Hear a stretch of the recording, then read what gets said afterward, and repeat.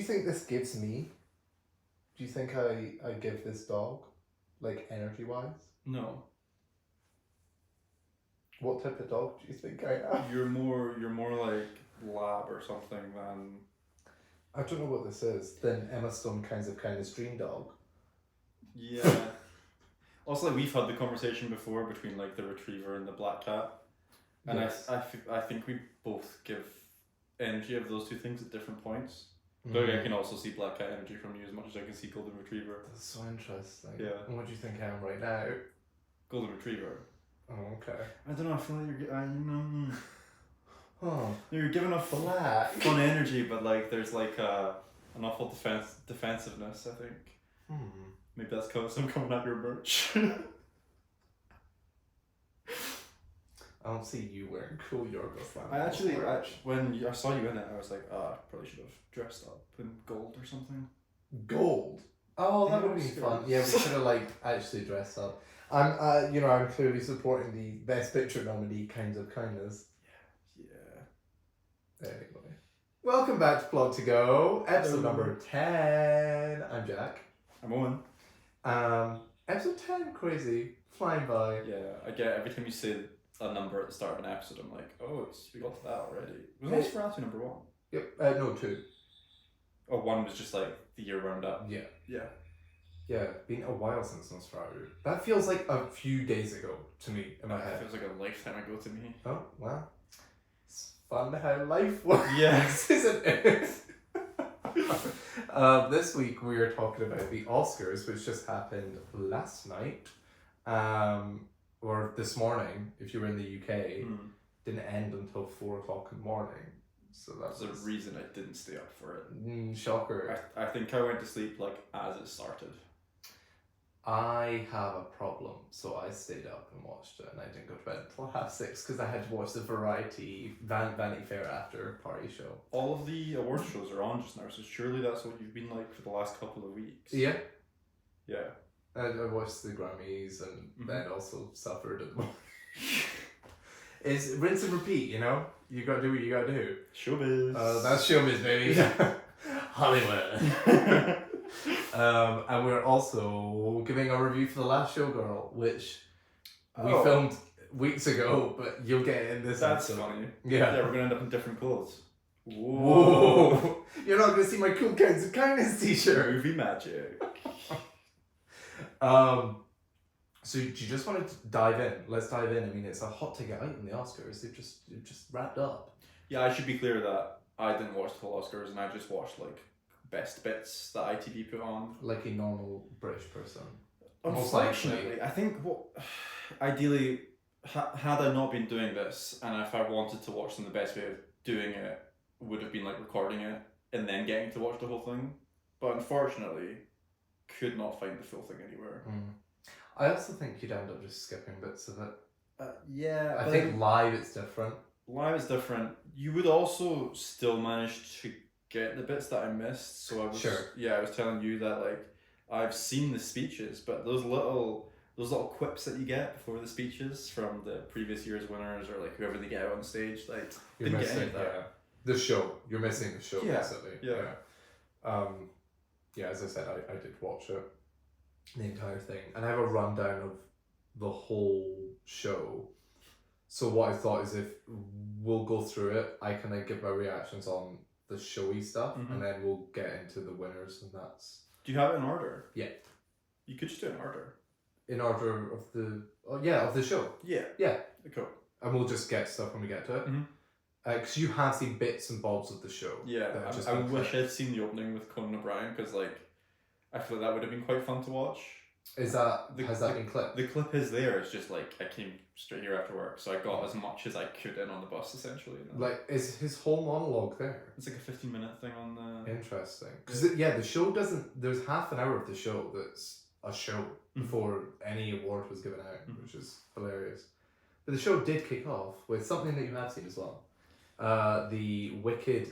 Well, the Wizard of Oz, the Wiz, and Wicked medley that Ariana and Cynthia did. Thoughts on that, Owen? I loved it. Yeah. I actually like...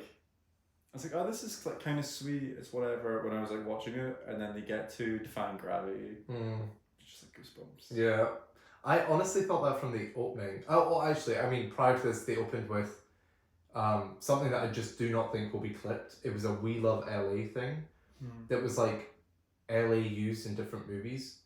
So it was like different clips of LA. I think I might be wrong with this, but I think they opened with Fast and Furious as a shot, and I was like, what? What are we doing? Are we celebrating Fast and Furious here? And then obviously, is it like became something nice? Them all standing, and you can see like the city skyline. Yes. Yeah, I think I know the shot. I don't like the Fast and Furious movies. Hot take. No, I just want people to know I have taste. I was really rooting for the movie for Best Picture. And then, we went into the performance.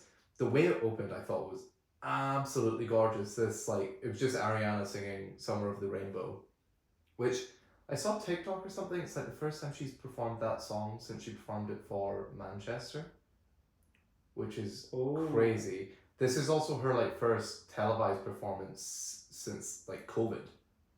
Kind of makes sense. Yeah.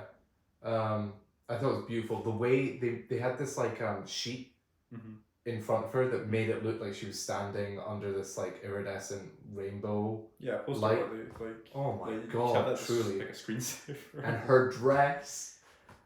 I think this was the coolest, one of the coolest moments in fashion of the night was she was dressed in this Schiaparelli dress that was ruby red for the slippers. But I don't know if you saw when she left and Cynthia came on, the back of the dress came to a point and it was a slipper. So the whole dress was a slipper. That's really cool. I never noticed that. So cool. And then Cynthia came out and sang a song from The Wiz, and then Defying Gravity was. Are we calling it The Wiz? The song. There's a movie, The Wiz. Is this a separate thing from The Wizard of Oz? Yeah, it's like a black retelling of The Wizard of Oz. I'm not aware of this. Interesting. Yeah. Quite a famous musical. I mean, I didn't know much about Wicked until the film. Sorry. Having to go at me last week for the film. I think it came out in the 90s. Cool. I don't know an awful lot about it. I just know that the song was from The Wiz. How many Wizard of Oz properties are there then? Those three, and then Oz the Great and Powerful. Oh. That's the only ones I can think. Those you have Return to Oz as well. People love it. I did notice when Cynthia Erivo has her moment, and you just have Ariana Grande in the background being like, oh, I love that shot. yeah. Apparently it's a reference to the Broadway production. So when that moment happens, you have the Glinda staring up because she's obviously flying normally. Sure. Good God, they both can sing. Well, they got lungs. But hearing her just do that live, Cynthia, and it looked so effortless. She's just putting the microphone away so gracefully. So wondering if they had nerves. You know, I imagine they're seasoned. They're so seasoned at this point. But it's the Oscars. But Cynthia's performed at all these award shows and stuff before. But it's the Oscars. I know she's done the BBC proms. No, I'm assuming she's done you said the award shows the other ones. Yeah. But there's the Oscars. It's the big one. I also think because it's not as if it's a random song to them. It's a song that they know that they You should be even more nervous. Oh, I don't know. Anyway, I mean, clearly they weren't. Or maybe they were, and they just hit it very well. Yeah. Who knows? Cynthia definitely did. Hit it well. Yes. Oh, because she looks like she belongs up there. It's you okay? Yeah. I actually am sad it wasn't as longer. Yeah. It's I could have done a what is this feeling or something. So am I actually, because I had the thing of all those clips were just given 15 minutes on the on ITVX, and I clicked on it, and it was like 10 minutes something, and I was like, that's a Yeah. lie. It's not true. Shocking. And we went then straight into the Conan O'Brien intro, which started off with a parody of The Substance. So I started it in my car, but I was like, I need to get a move on, so I only saw like 10 seconds of it. So that's the only shot I've seen is his arm with the syringe. Injector. Okay. And then that was it. That's all I saw, and I was like, oh, this is probably going to be quite funny, but yeah, it was great. They basically just take the movie. So like Demi Moore takes The Substance, she collapses on the bathroom floor, and then instead of Margaret Qualley climbing out, Conan like just peers out. Fucking brilliant. Do you know what's weird as well? I keep knocking this, Jesus. What's weird as well is how less gross it was with Conan O'Brien. Like, they must have digitally done something so it was less gory and fleshy and stuff. well, surely they didn't show the whole thing happening. Do you know the bit where her back breaks open, she climbs out? That happened. Did they show like the green soup that comes out the back of her? No. So it's like, things that are cut. Yeah, it's things that are cut. But I was giggling along, like, it wasn't that gross. And then he went into his whole spiel, his monologue. Something that I did love about it is that I think he's the first host in ages that all the jokes weren't like, and how about this movie? Make fun of it. Really long, am I right? There was like a long joke somewhere, but a lot of them seem like there's somebody that's written something for them that they have to read. Yeah. So it's nice that it sounds like maybe he got to write some material, or like his team did or something. It felt more him, but he feels like the right choice for that show. Yeah. Like, his humor just fits. It's all kind of like, it's self-deprecating. Like, the art and like the reason that they're all there is, you know, commendable, and they're like, he's appreciative of the art. So the jokes aren't at the expense of the films, which I feel like they normally are. Yeah, it's self-deprecating, but not in the way that Ricky Gervais just like shits on everything. Yeah. Or yeah, even people like Jimmy Kimmel, like the last few times, it has been like just stupid jokes. It fit really well. I think he was a great host, actually. I think it maybe ran a little long. He went into, I mean, it's kind of the point of the monologue. He went into a musical number, which was like, I'm not going to waste any time. And he was singing like, I'm not wasting time. It's funny-ish. And then there was a bit with Adam Sandler that was just bizarre. I don't know if you've seen this. No. Adam Sandler, he's like, oh, I'm so glad everybody's dressed up here tonight. Oh, Adam Sandler. And Adam Sandler's there in his shorts and like hoodie. Hey! I feel like we're seeing more of Adam Sandler again, and I'm Yes. totally here for it.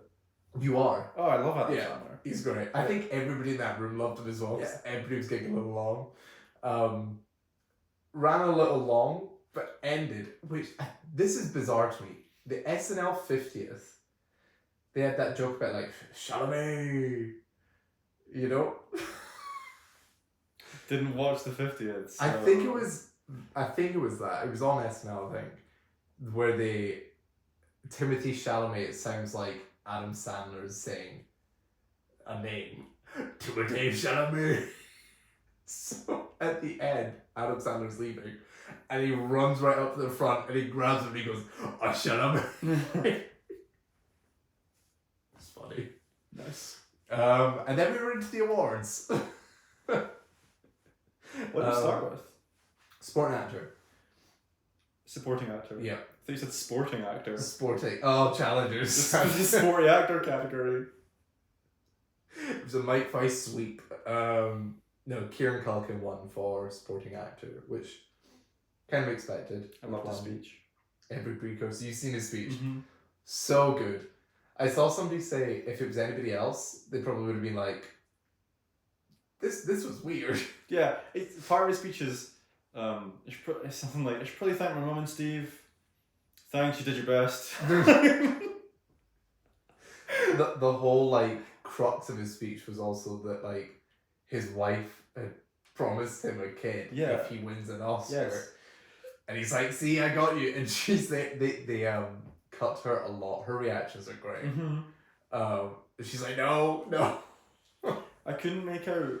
I don't know how his fucking family works. Does he have 2 kids or does he already have 3? I didn't understand this as well. Yeah, so are they working on 3 and 4 or just 4? I was like, did something happen and you got 3 because of it? Like the Emmy or something? Yeah. I don't know. Good for him though. I think that was a deserved win, in my opinion. I think a lot of people in that category would have been deserving though. Just made me annoyed that I still haven't seen a rip him. Oh yeah, sorry, yeah. I guess you haven't. They also cut Jeremy Strong at one point. It looked like he was tearing up, which was nice. It was a very small, very short cut, I think. And I was also distracted because Kieran Culkin swears for like a solid 10 seconds and it's all bleeped out. Oh. So, but not like bleep, like just silence. I'm just sitting there watching a man move his mouth for like 10 seconds. Huh. Because it's constant swearing. Oh, that's so funny. Live, you heard the swearing. That's really funny. I wish I heard it. Oh, can't be a Kieran Culkin swear. I'm missing out. Then we moved on to animated feature film, which was Flow. I think the first kind of like, not upset, but I guess surprise of the night. What was in that category? People thought it was between this and The Wild Robot, but I think a lot of people were predicting that The Wild Robot would just run away with it. Okay. Flow is it's an independent movie, which, you know, compared to the massive studios it was going against is nuts. And also it's the first Latvian film to ever win an Oscar. Cool. Which is really cool. It was like, oh, nice, like you've done something. People can be upset about that. Yeah. We can't really talk on it because it still hasn't released in the UK. Yay, time to pirate. But Well, does it have a release date? It does. Great. It's coming out in 3 weeks. Time to pirate. I can wait, it's fine. It's something I really want to see in the cinema as well. It looked gorgeous.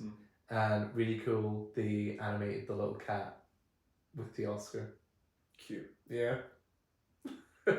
Then we moved on to animated short film, which was In the Shadow of the Cypress. I don't have much to say about these short films in general because I haven't seen them. I mean, I'm not gonna have seen them, am I? No, I don't think so. Yeah. But from a like awards predictory point of view, it's always really hard to predict the shorts. This year was nuts. I went 0 for 3. If you followed like a Gold Derby, if people don't know, it's like this massive website where people do predict awards throughout the seasons. They ended up only getting 1 out of the 3 correct. This movie was like 4th out of the 5 for them predicting it to win. I in a weird way, I like that about the shorts though, is that they can have this little element of surprise. And the people that I've heard speak about this movie that have seen it say it's like well deserving. So yeah, I think a lot of the times you can kind of guess what's gonna win. And I haven't double checked your like bingo card that you filled out yesterday, but I'm assuming you did alright. I did the worst I've done. Oh, that's good though. 16 out of 23. That means things are a bit more interesting. Yes, exactly. Yeah, because I am more interested when it's like, oh, an upset, or proud of what I did get, and then always the shorts fucked me up. Then we moved on to costume design, which went to Paul Taswell for Wicked. He is the first black man to ever win this award. I love that. You see his speech? Yeah, I saw his speech, and then I just saw people like getting up and like clapping. It's so cool. Coleman at the front. Yeah, because it's like a wide shot, and you could just see him in like his red jacket, like standing up, standing ovation. Like, it was really cool. Coleman throughout that entire show was just a like, not a preacher, like a beacon, like a supporter. I can't think of the word. Yeah, just like this joyful spirit for everybody. Like he was up and like singing their praises kind of at the front. I don't know if you saw, there was a clip that was going around as well that during one of the commercial breaks he went up on stage and got everybody dancing. So just a cool guy. Just it seems like the coolest, most fashionable fucking guy ever. Yeah, that's pretty cool. What do you think of this win? So what, Gladiator was in there, Conclave was in there. Oh, also, I guess if you've only seen the speech, do you know how they presented this award? No, in terms of the run up to, Mhm. oh, I did see someone, one of the actors in Oh, the yeah, get-up. yeah. Did they present the awards? So it's really cool. What they did is, do you know these in previous years they've had like the Fab Five, like five people Oh come out yeah, and they all say a bit. They did that this year, but for some of the craft categories, which I loved. So they brought an actor from each of the movies out. Hmm. The bit that led before the speeches was Bowen came out in his costume and was like, guys, in the group chat we all said we'd walk out in our costumes, and obviously his is his little like school uniform from Wicked, and then you've got like Lily Rose Depp in this like magnificent gown. Mm-hmm. Just funny. But they all individually spoke about the person and the work that they did, and then behind each of the people, there was these like 5 pillars, and they showed these sketches of their costumes. Oh, I love that. I love stunning. Those are like, you know what I'm like for just like buying stuff. Yeah. And I've always really loved like concept art books and things. I don't generally buy them because they're quite expensive and you get through them really quickly. Like you can skim through those books really quickly. But I have one for like Uncharted 4. I love seeing like concept drawings for things like prior to them. Oh, totally. I also think it just shines a light on this craft of being like, hey, it's not go to a factory and like print out costumes, you know, like there's a level of craftsmanship there. And yeah, he called Cynthia and Ariana his Aussie muses or something, and they both like got out of their chairs and were like clapping for him. Like, yeah, no, it was a really cool award. Yeah, it was awesome. Good speech. Relatively, actually, I think there's one later on, but I think the best speech is Kieran Culkin, I think, was great, and I liked Paul Taswell for this Wicked win. Moving on to the screenplay winners. Just a quick note, they had Amy Poehler come out and present both screenplay awards. I love her. Give her the award show at some point. Her and Tina Fey should do the Oscars because she's just, love her. So much fun. Anora took home original screenplay, which was kind of expected. I think a great win. Your thoughts? Oh yeah, 100%. Well, I was up against the Brewlers. I mean, to be fair, yeah. But I'm looking at the substance. September 5, which I never saw. Yeah.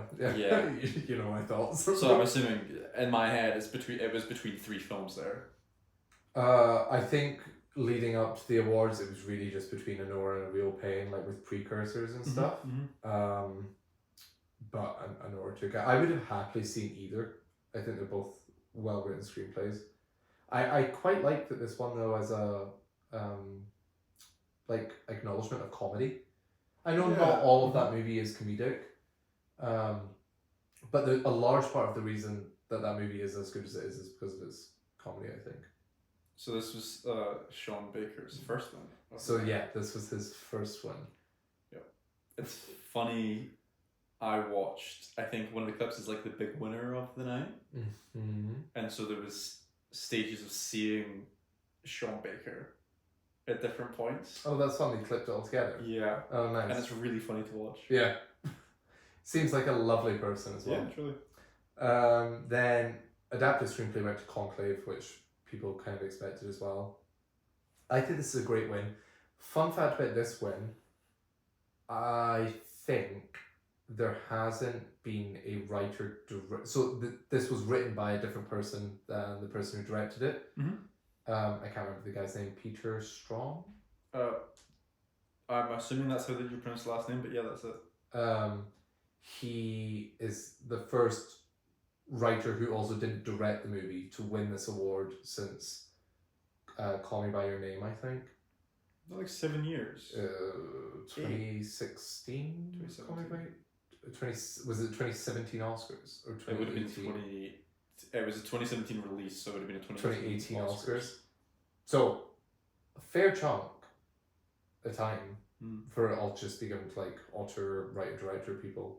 I think this is a well deserved win. Oh yeah, 100%. I mean, Yes, I've still not seen Nickel Boys, which is unfortunate. I've not seen Sing Sing. I've seen Amelia Perez completing on Conclave. Conclave sweeps that award. Not Amelia Perez, not Emilia. Yeah, go on, do the whole thing. No, that's enough. Just a little treat. Always leave them wanting more. Exactly. Or less. I was in the car the other day listening to Love Landrino Plastic. Why? But I was with a friend and we were just talking about songs. And I was like, let's stick this on. Kind of goes hard. Mm-hmm. Okay. I think it's because I went, yes, yes, yes. At some point we were like, oh, we've got to stick it on. Anyway, the next award was for The Substance, which won for makeup and hairstyling. So much sense. Yeah. Like, as it should. It's swept. Yeah, what else was in that category? I mean, other good things. Wicked, greenifying Cynthia. That must have taken so much effort every day. I mean, I'm sure they got it down to like an art form, but like that would have taken a lot. To be fair, you've got a different man in there. So actually there was a lot of in Nosferatu. There was a lot of good stuff in that category. I just think the whole ending scene with none of them were visible. Like it was like her left eye or something. Margaret Qualley's left eye was the only thing that was visible. And I was sitting there and I was watching the film and that kept coming in my head and I was like, when are we going to reach this? Oh right, okay. Because I was like, this. I can still see. You get to like the old woman version of Elizabeth, and I was like, I can still see a person in there. Like, when are we going to get to the point where I can't see a person anymore? Reaching it. Monstrous is a suit. Yeah. I've not talked about that film. I know. I realised that. Do you want to use this time to? Not particularly.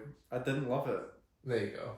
I was kind of in the same boat I think as you were, where like it has a message, does it in like 30 minutes. Yeah. And then you're kind of just watching this, and I read your review as well, and I was like, I'm so glad it's not just me. Like you called it satire by the end, and it is. It becomes laughable, and but the film is weird and goofy to begin with, but that's what makes it eerie. Yeah. And then by the end, it loses all sense of that. It's just completely crazy. Yeah. And there was I was in a full cinema. Whoa. Yeah. Packed. Oh, it was the award season. The showing of it. Right. Okay. So much laughter. Oh really? Yes. And prior to that, was it quite tense and taut? Yeah. Right.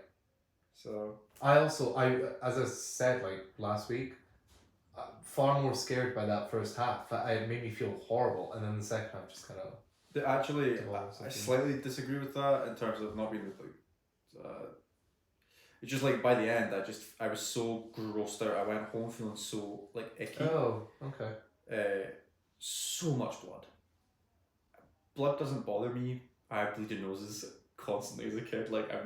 Blood's never bothered me. Yeah. It was just egregious. It was unnecessary, I think. See, it bothers me, and I didn't find that ending. I don't think it was just the blood, because it was like the monster door and yeah. But I just went home just feeling wrong. So well deserved for this award. Oh, with all of that. I feel like that review sums up the award. Truly. Then we moved on to the most confusing thing that happened during the night, and I actually don't know if you know that this happened. Nope. A Bond medley happened. Do you know about this? James Bond. Like James Bond. Are they celebrating Amazon Prime owning it now? Okay, I'm so glad you've said this because you unaware, and that's what you've immediately taken from that. They do this thing of the Governor Awards award. Governor? The Governor Award? Yeah. Conan O'Brien will say, "Oh well." But he would do that. Dick Van Dyke. He would do that. He would. But that would be his version of an English accent. The Governor. Chim chimney, chim chimney. The Governor Awards, they award people who've had these massive careers in Hollywood, and they went through a few people who had won it, and then they ended on Barbara Broccoli and the other guy that owned Bond. I can't remember his name. Her stepbrother. If that's who he is. Yeah, they were presumably. related, I think. Right. They owned Bond and they'd won this award. And then they were like, so in honor of this, here's a medley. The medley happened and it was, so I knew this was happening weirdly, because I think they were trying to keep it hush-hush because the ITV coverage, which on a side note, I've told you this, but if you were watching in the UK live, know I am with you and know that truly was some abysmal coverage, the stuff that kept getting cut back to. If you watched after the fact, know that I am with you, and that was some abysmal coverage. There's fuck all clips online for this. Across the board, I think the BBC's even worse. Their YouTube channel's dreadful. There's nothing about the Oscars. We stand with the UK Yep. for their Oscar coverage. And that's that. Yep, and that's, yep.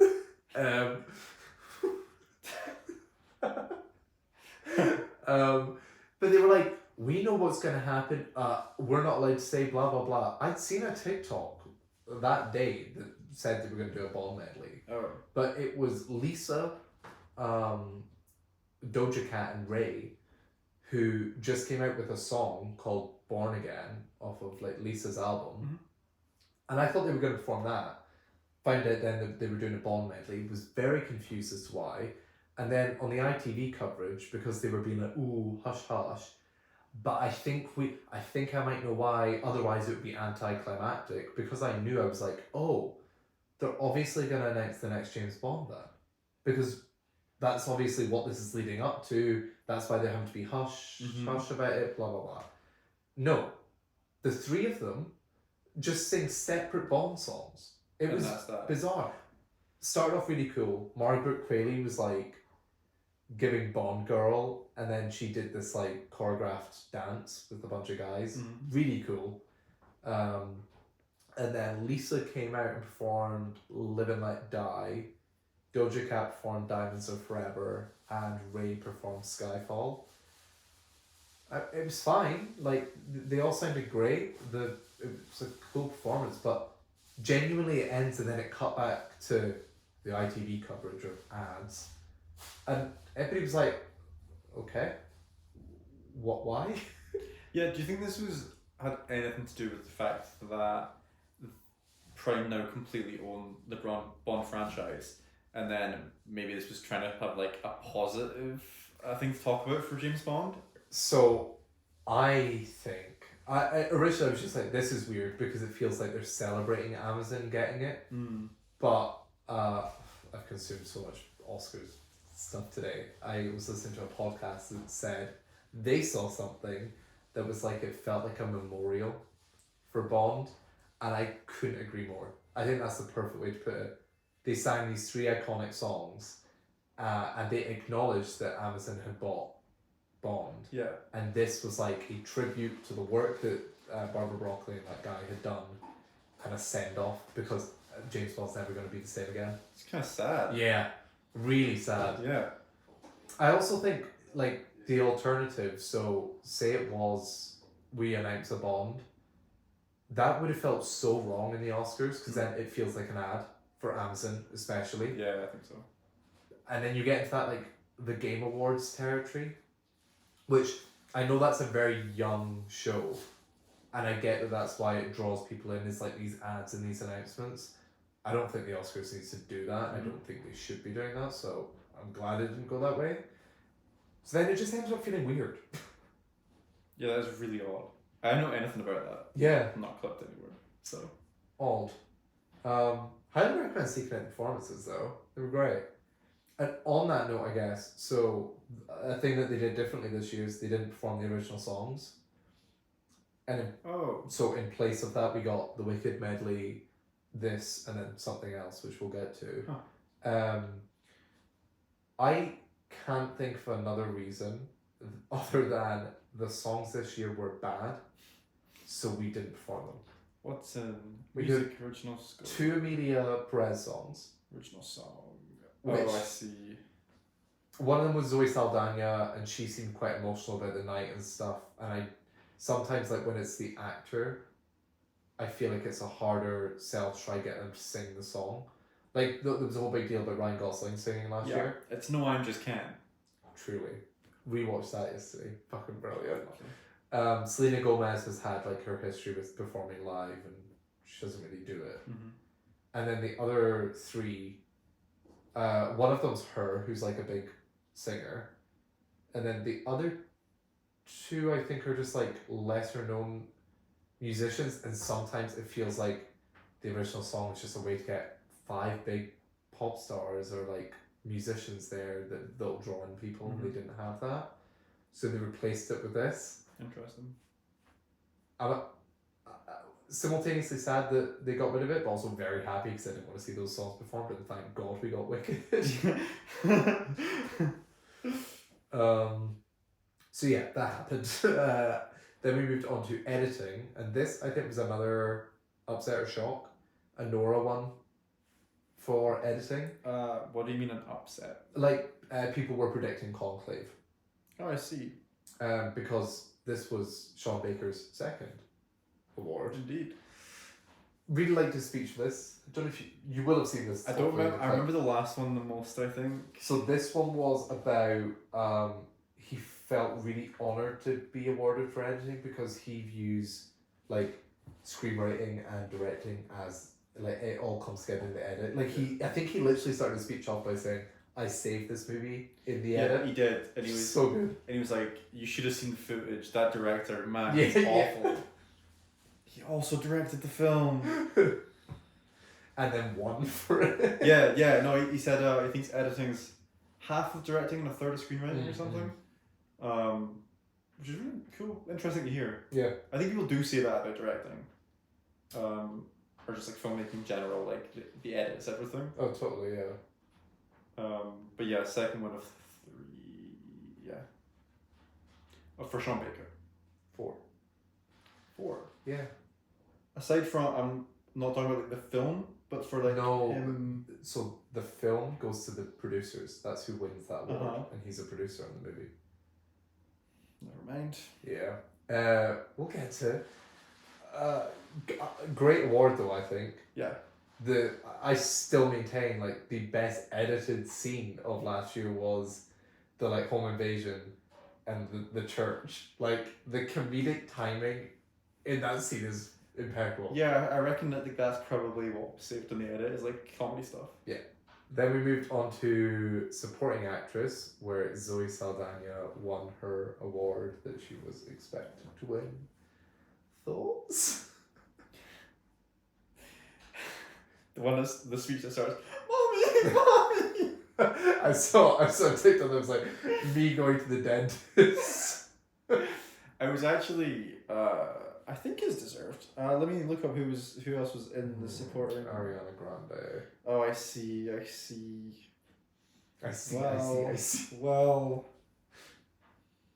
Well.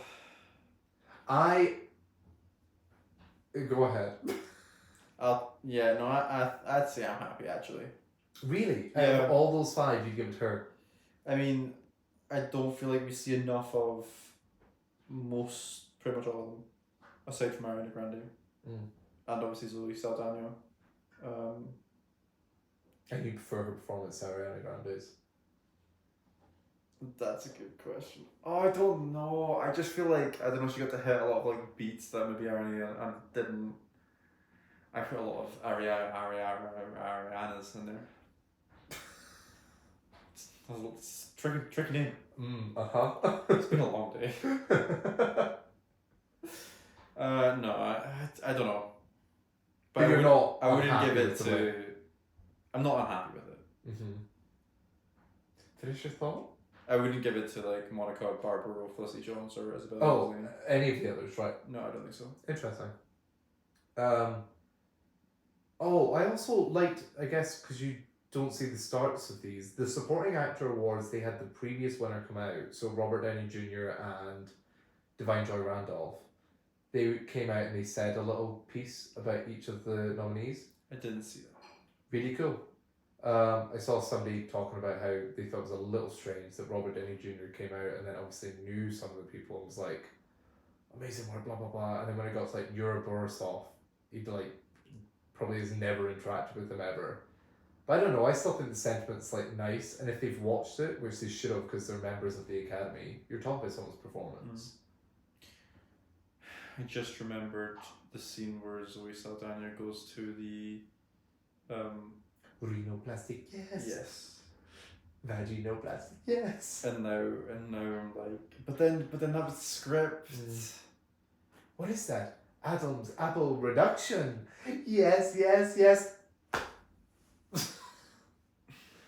Sorry. I don't know how much to put down to like her performance there. I agree with you. I just think her performance is pretty good. And then she disappears. She's in the start of the movie and then she's like never in it. I disagree with that. Her character does not. Her character as the film goes on does disappear. And also doesn't really develop. It's not like she's just not in it. No, well, exaggeration on it. I don't know. I think Ariana Grande deserved this award so much more. I also think part of this is the entire Emilia Perez situation as well. Yeah, there's stuff around it. I think it's insensitive. I think I'm forgetting how much I like Felicity Jones in The Brutalist as well. I also thought that because you said she was like deserving I wanted of this. to see more of her. With the way that the Academy, the like stories that came out that people were like, oh, I didn't watch this or blah blah blah. I think I wrote this in a group chat we're in. If you read it, if it was on Snapchat, I wouldn't probably didn't. I was talking about how like if you watched the first half of The Brutalist and then went, not for me, or like just didn't find time to watch the entire thing, you don't see Felicity Jones. Oh, yeah. Which is sad because she's brilliant in the half of the film that she's in, but it's the second half. Yeah, I don't know. Expected win, but yeah, I think it was more deserving people. But not mad either. Yeah. I guess. Just because like, even though it's a bad film, you know what her performance was like. She's the best part of the bad movie, but I also like. I have a hard time contending with that, I guess. I liked her speech. I liked it as well. Do you know what? I liked Vicious. Vicious? It was like a vicious speech. In what way? It's just like it was a lot of emotion, but it was like spiky. I like that she was like... It reached heights. But yeah, I like when people show... Yeah. Wait, so you can see her reel herself back in, and then it was like... And she come back a bit. It was cool to see. Yeah.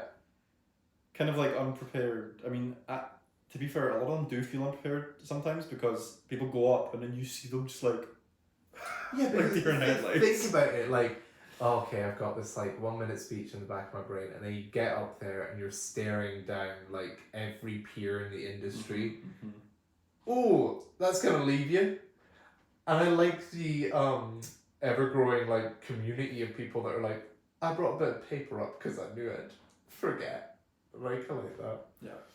Anyway, moving on. Wicked won for production design, which makes sense. Yeah, I would have liked to have seen a Dune win here, but they did a lot of work for Wicked. The planning of the tulips, mainly. Oh yeah. The like building of the university, like a lot of that was stunning. Also, the guy who won this, I'm blanking on his name. You have it, maybe. Nathan Crowley. Yes. And then that was production design, and then set decoration is Lee Sandeos. So the production designer, this is his first win, Nathan Crowley, and he has worked on so many movies. This is the guy with 7 nominations for production design. Yeah. His first nomination, I literally just heard it. It was like 2000s film, I think. And I can't remember what it was, but the set decoration guy had 3 nominations. Mm-hmm. If this is the same guy, his first nomination was for the film War Horse. So that gives you an idea of how long they've both been in the industry. Yeah. I think. God, I can't remember what this guy's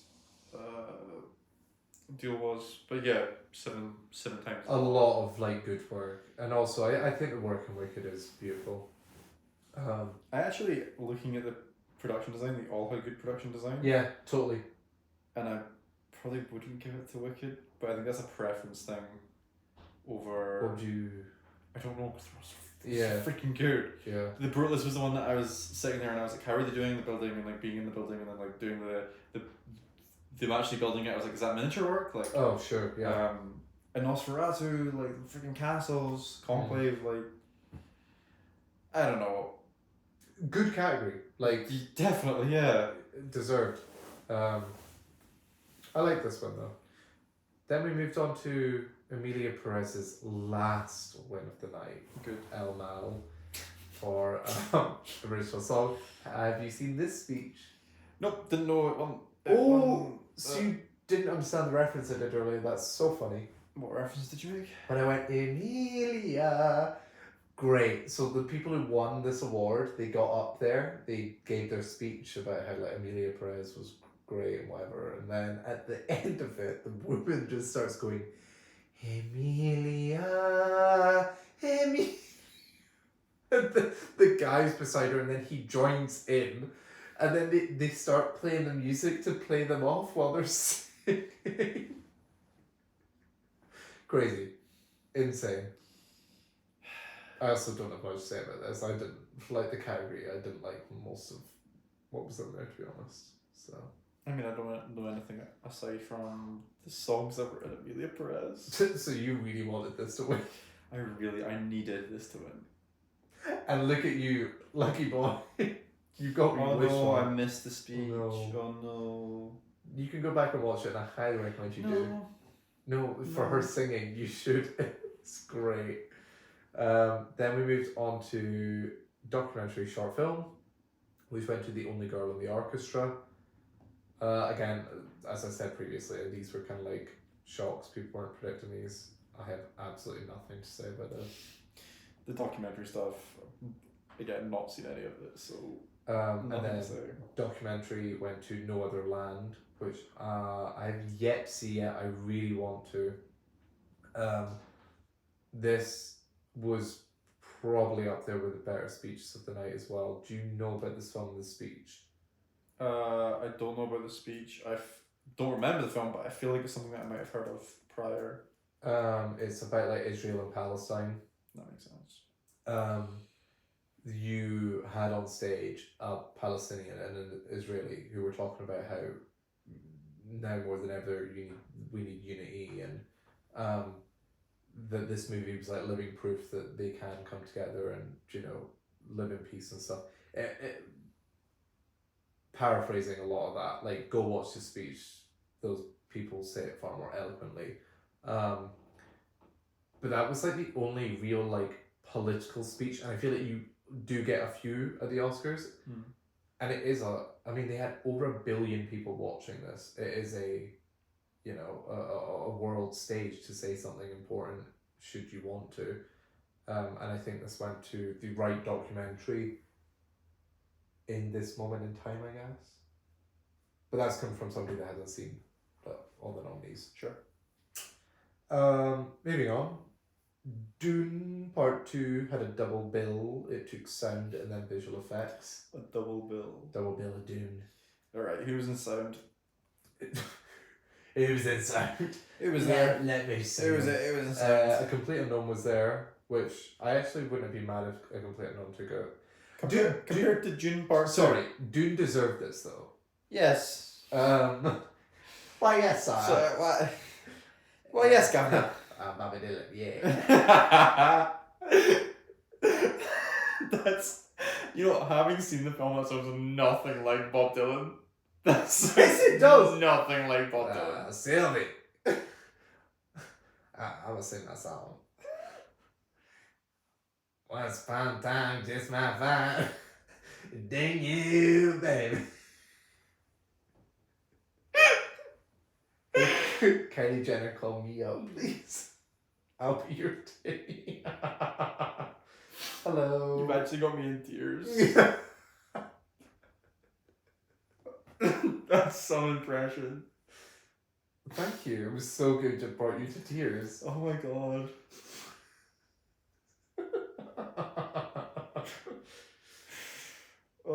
Dune Part 2 definitely deserved this. Mm-hmm. The reason I say A Complete Unknown is the ending of that. The sound's really cool. The like concert. Oh, it's right in the entire movie, but the concert sounds really cool. I think it's just the whole thing of like June Part 2 being like otherworldly. Truly, every time they played the Hans Zimmer score when they won both times, it was like, oh, back in cinema, fuck yes. And then visual effects. And then like what? Kingdom of the Planet of the Apes. I sadly think so. You'll probably know this more than me because you like this shit. Okay. Planet of the Apes has never won visual effects yet. That's unfortunate. I don't know that for a fact, but I don't think they have, and I wonder if there's monkey fatigue. But that wouldn't be the case when like Dawn of the Planet of the Apes came out, like 2014. Like that wouldn't have been. The people just being like, oh, monkeys. I think it's just the case that maybe there was better stuff every time. That's beating it out.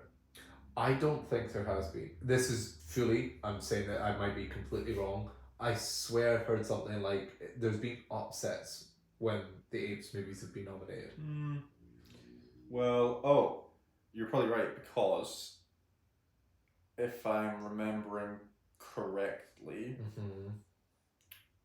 the War for the Planet of the Apes, I think, was 2018 or 2017, roughly that era. And so was Black Panther. And I think, did Black Panther win visual effects? That's crazy. Let's check this. Wow. Yeah, because notoriously when you talk to people about Black Panther, they'll be like, really love that movie. That third act? Ugh. Yeah, it looks really rough to look at. So I also have no Wi-Fi connection. This is great. Anyway, I guess I'll talk about the visual effects speech, which I'm assuming you didn't see. No. 3 guys got up. 2 of them had one night before. I think this was visual effects. They got to talk for like a few seconds. This third guy, this was his first win, and he went up to speak, and they just played music. That sucks. And then they didn't like let him finish. Apparently, Miley Cyrus, who like presented it as they were walking off, was like, "Fuck that," to him. Now, if you're gonna stick to the timing of the show and you have to like move things along, fair enough, whatever. I still think you should give people like the chance to just say a few words. This becomes more egregious when you hear about Adrian Brody's shit later on, which I'll get to. But it pissed me off in the moment, and then I retroactively got so annoyed after the Adrian Brody and stuff. Adrian Brody stuff happened. Have you found answers? Well, I've checked now. So Black Panther was 2018. War was 2017. I don't think Black Panther won VFX. Thank God. I don't know what won 2017, but I'm just happy that it's not the case that those two went up against each other and Black Panther won or something, because that would be absolutely insane. Yeah, I a lot of the visual effects could have easily taken it, but again, it was one of these things that I think Dune is just so insane. I'm assuming Alien Romulus' stuff was very good. Yeah, there was ever stuff in it that was like, oh, that looks bad. I think it was a good nomination. So I remember Alien Covenant looking very good from what I remember, and I think they probably also used practical stuff in there. There's a shot in the trailer, and evidently in the film, where there's like on the ship and the aliens like trying to break in the windscreen of the ship. Is this Romulus? Right. Okay. And I just remember being like, oh, that looks so good, and then the film looked good too.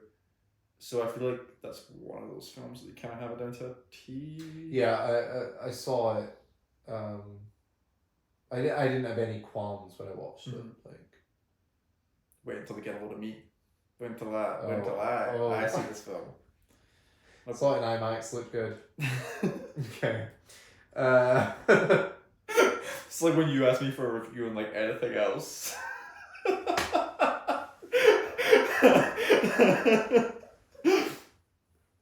Moving on. Then we moved on to live action. Short film, which went to I'm Not a Robot. As I have said, they were shocks. I have nothing else to add. Same. Cool. Then we went to international feature film. Thank God it went to I'm Still Here. Yeah. I don't know if you've seen the reactions in Brazil to this award, but they are nuts. They were like projecting it on like the side of buildings, and there's people in the street going mental. This was Brazil's first win for international feature. So well deserved. I think especially when international feature goes to the country, and it's telling the story of the country as well, in such a respectful, beautiful way. Love this. Speech was brilliant as well. Yeah, no, I'm really happy. I mean, I've only seen this and Emilia Perez. I'm assuming the seat of the Sacred Fig is quite good. It's very good as well, and it would be deserving of, you know, I have a review. I was going to say it is just me that saw it. Yeah. I'm assuming with Samuel. Yes. I think if you go back 3 episodes, episode 7, we now I'm saying we. That was a nice plug there. Thank you. Nice plug. I have a whole review for the Seed of the Sacred Fig, but the person who made it had to escape Iran to make it because it was like he wasn't allowed, it was illegal to make the movie. So it was submitted under Germany. I've now since learned because most of the cast and crew moved to Germany. So they're living in Germany, and Germany submitted it as their film. So it's weird when the award would go to Germany and not the filmmaker and stuff. I don't know. Still would have been deserving, I guess, but I'm happy I'm still here, got it. Cool. Then we moved on to the in memoriam section, and the only reason I kind of bring this up is, have you seen this? It was one of the clips I could have watched, but again, did not have time for it. Watch it, because I'm curious what your opinion is. Beautiful as always, you know. I do think there's a little bit of just a weird thing around in memoriams because you dedicate more time to certain people. So are you saying that they were more important to the industry? And there's always people missed too. There's people missing. People kick up about it. And because you don't know if the estate has said that they don't want them in it or if they've just not been included. It's all weird. I don't. It's just strange. The music choice for this in memoriam is terrifying. It's like H-O-T-T-O-G-L. Chapel Rock came out. Got hot to go, like hot. It's not the right one for it either. Yeah, cremated to go. Oh no.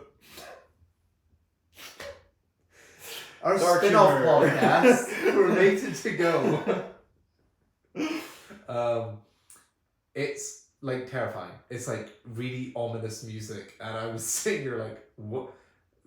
Surely it's going to change at some point. Nope. The entire time lasted. It was really weird. Really They used the Nosferatu soundtrack. Truly. Bill Skarsgård came out at the end. Oh, I have to talk about. I can't remember for what award it was, but Scarlett Johansson came out with June Squibb. June Squibb is like in her late 90s, like 97 or something. Do you know her as an actress? No. She was in a movie last year called Thelma. Highly recommend if you've not seen it. It's great. It's about this like granny who goes on a heist. This Gangsta Granny. Yes. Oh, I know basically. June Squibb. You know her. She's what is she in? She's in something that I've seen, and I don't know what it is. She's not in Stranger Things, is she? Because she looks similar to an old lady in like season 2 of Stranger Things. I know her face, but I have no idea what I've seen her in. So she came out with Scarlett Johansson. She is starring in Scarlett Johansson's directorial debut. And they had the funniest bit where June Squibb, her delivery is just impeccable. She's like, "Oh, I'm not June Squibb. I'm Bill Skarsgård." Scarlett Johansson's like, "Oh, the guy who played Nosferatu and It? Yeah, and June Squibb at the Oscars." She was like, "June Squibb's at home right now." Her delivery. Seek that out if you can. It's just great. I look forward to that. She's so funny. Moving on, The Brutalist had a double bill of cinematography and original score. Shocker. Yeah, these were both very. People were predicting these. I like both these ones. I would have preferred a Dune cinematography, but I knew that was coming. Well, come on now, it was Greg Fraser and it looked insane. However, The Brutalist was unreal as well. And as I said to you when I don't think that this was on the podcast. I think we were talking about the Brutalist, yeah. When I watched the BAFTAs, every time a clip from the Brutalist came up, I was like, oh my god. Yeah. Unreal looking film, just like little small, not locations, but just like moments. Yeah. Like grand and also small. Yeah. I would say the same about Doom though, but yeah. I know you love Greg Fraser as well. So. Yeah, he should be nominated for the Batman. Still pissed me off that he didn't even get nominated for the Batman. Ooh. I mean, I don't keep up with the Oscars like you do, so. No, I'm. That wouldn't surprise me, by the way. Superhero film. Yeah, and also it was hot off Dune, wasn't it? Because he won the year before. Yeah, they came out like 6 months apart. British. It was nominated for a BAFTA. I don't think it was nominated for. Jeez. Cinematography, which is wild. That movie's gorgeous. What do you think of? What was the next one? What did you think of cinematography and original score? Cinematography. I'm gonna say deserved. Because I get sometimes it's one of those things where when there's two films that come out that are like there's like a sequel to another film, and it's like less fresh, then maybe that's. I think so many people will think like that though. Yeah. Oh, it won for the first one. Why do we need to award it for this? Yep. In my mind, I just view it as a different body of work, but I get why people would think like that. Mm-hmm. So, an original score. Yeah. Let me just double check what's in there. I mean, I do like the Conclave. Yeah. I mean, that's fully just Jaws, but yeah. I like Conclave, but this was absolutely deserved. Again, I feel like it's between this and the Conclave. Like, we've got Amelia Perez. Wicked, I don't remember. I'm assuming it was good. This is, I mean, when I rewatched it after the nominations came out, it's seldomly used. It's used in between songs and like transition bits, and it's all that film lovely. is songs. Yeah, and but it's just not. Yeah, Wild Robot still not seen. Oh, gorgeous score as well. Yeah. Moving on, then Queen Latifah came out and did a performance as a tribute to Quincy Jones. So she also performed a song from The Wiz. Fun performance. Had people like up on their feet dancing again. They cut this wide shot from the back. I presume you've not seen this one. Mm-hmm. Cut this wide shot from the back. Everybody's still sitting down. Right in the center, front row. Red figure, giving it his all. I'm like, yeah, good for you. And then slowly people around him start to like stand up, and then everybody's up. You know, what a guy. Love him. I truly, yeah. Speaking of best actors, also just like so those were the three performances instead of the original score. In my opinion, they started off with like the banger, and the other two were just like sure. Fine. But speaking of the best actors, it didn't go to Coleman Domingo. Sad. It went to Adrian Brody for The Brutalist. Yep.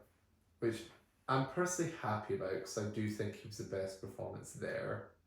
You agree? I think so. God. You wouldn't give it to Bobby Dylan. Do again? Bobby Dylan. I wouldn't. But I can see the arguments for it, like the whole thing of like actually singing and like learning the guitar like pretty well. I feel like part of his performance as well, that like part of the good part of his singing performance is you can see it get better as the film goes on. That you can see that he's not as good a singer at the beginning as he is at the end. Not seen sing.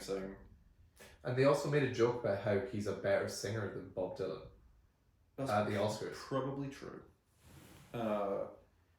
Sebastian Stan, I think I have underrated myself as The Apprentice. As Donald Trump in The Apprentice. I saw a clip of him recently and I was like, oh, that just is Donald Trump. Yeah. I think everybody has in a weird way. Yeah. And not in an egregious way, like it's not an impression. No, yeah. which I was aware of at the time. We spoke about that at the time, but I think like the more I see it, the more I'm like, he had it. Mm-hmm. He did it. I think Ralph Fiennes in Conclave is very good. I could have easily been happy with him winning this as well. But deserved by Adrian Brody.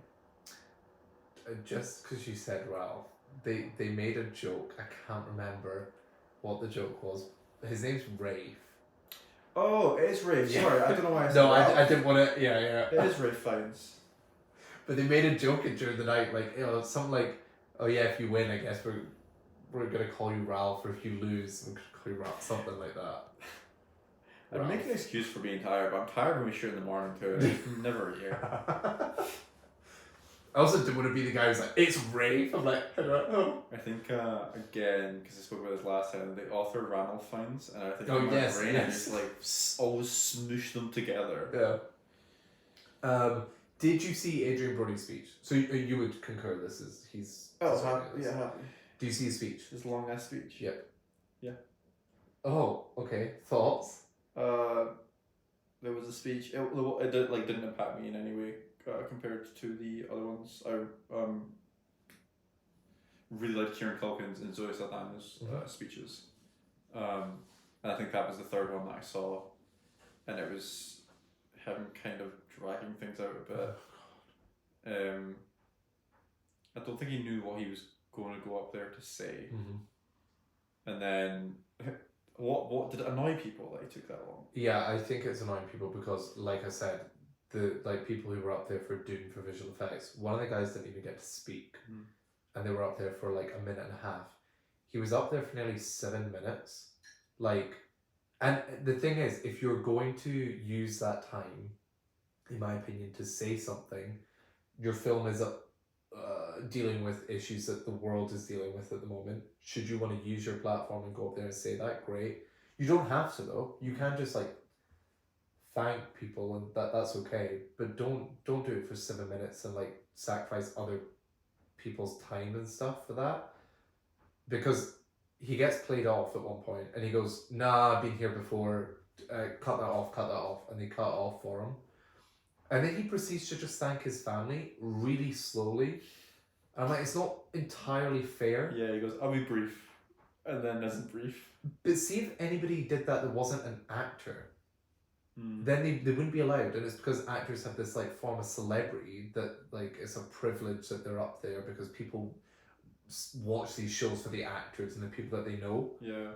And I just think it's quite rude, honestly. And then I just thought it was really strange that at the end of it he was like, and racism is bad. Come on now. I didn't find the length of his speech that egregious, if I'm being honest, but I didn't see the VFX guys get kicked off. Yeah, it's more, it's in the context of the show. If everybody is given the amount of time that they need to do it, sure, some people talk slower, some people are more nervous, blah, blah, blah. Absolutely fine. It's more in the context of other people were kicked off, or other people have to go and thank you, and then they're running off. That becomes a bit of an issue. I say make this show fucking as long as it needs to be, and let them speak. Then you'll be up till 7 a.m. in the morning, and then you'll have to watch the stuff after it. I don't mind. I would rather them show clips from the movies for all the categories as well. Like just flesh it out. I don't know. I think that if this show's 3.5 hours already, it's as long as it needs to be. I think maybe divvy it up so that if there's 3 people that win an award, like just 3, give them an equal amount of time to speak compared to like the one person. But that is how it should be. They all get an allotted amount of time.